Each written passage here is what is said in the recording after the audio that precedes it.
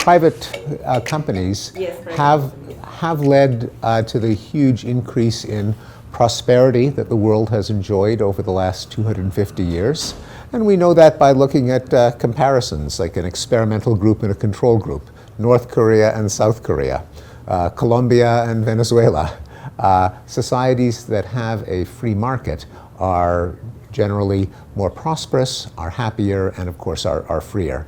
But just as with freedom among individuals, where our lives are not completely controlled by the government, but we also have a responsibility to each other not to try to get away with exactly what we can, what the law will not punish. I think that's true of corporations as well. Companies have more than just a responsibility to maximize the profit to their shareholders.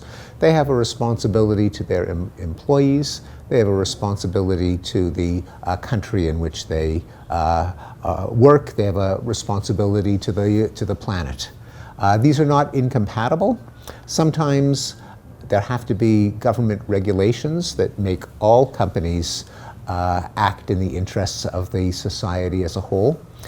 Because if it's just a question of conscience, one company might say, okay, well, I won't pollute, but then if all their competitors pollute, their products will be more expensive, they'll go out of business. So you do need rules that apply sometimes to all companies, and that's where government plays an important role, and in protection of workers and in other aspects of well-being.